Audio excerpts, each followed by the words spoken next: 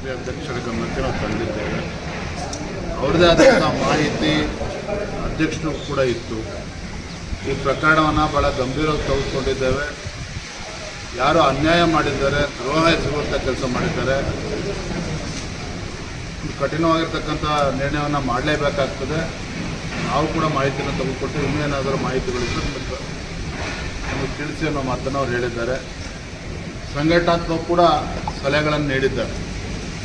ಪಕ್ಷ ಇನ್ನೂ ಕೂಡ ಬಲಪಡಿಸುವಂಥ ಕೆಲಸ ಆಗಬೇಕು. ಮುಂದಿನ ದಿನಗಳಲ್ಲಿ ರಾಜ್ಯದಲ್ಲಿ ಪಕ್ಷ ಅಧಿಕಾರಕ್ಕೆ ಬರಬೇಕು ಆ ನಿಟ್ಟಿನಲ್ಲಿ ಒಟ್ಟಿಗೆ ಸೇರಿ ಕೆಲಸ ಮಾಡಬೇಕು ಅನ್ನೋ ವಿಚಾರ ಕೂಡ ಅವ್ರು ಹೇಳಿದ್ದಾರೆ. ಸರ್, ಇಲ್ಲಿ ಪ್ರಮುಖವಾಗಿ ಚರ್ಚೆ ಆಗ್ತಿದ್ದು ನೀವು ಹೇಳಿದ್ರಲ್ಲ, ಅಲ್ಲ ಯಾವ ಮಾನದಂಡ ಇಟ್ಕೊಂಡು ಅವ್ರು ಹುಡುಕ್ತೀರಿ ನೀವು? ಯಾಕಂದ್ರೆ ರಹಸ್ಯ ಮತದಾನ ಆಗಿರೋದು. ನಾವು ಕೇಂದ್ರದಲ್ಲಿ ಆಡಳಿತ ನಡೆಸ್ತಾ ಇರ್ತಕ್ಕಂಥ ಒಂದು ಪಕ್ಷ, ಕೇಂದ್ರ ಅವ್ರದ್ದು ಆದಂಥ ಮಾಹಿತಿಗಳಿದ್ದಾವೆ.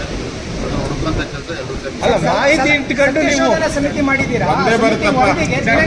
ನಿಗದಿ ಮಾಡಿದ್ದಾರೆ 100% ಗೊತ್ತಾಗಿದೆ.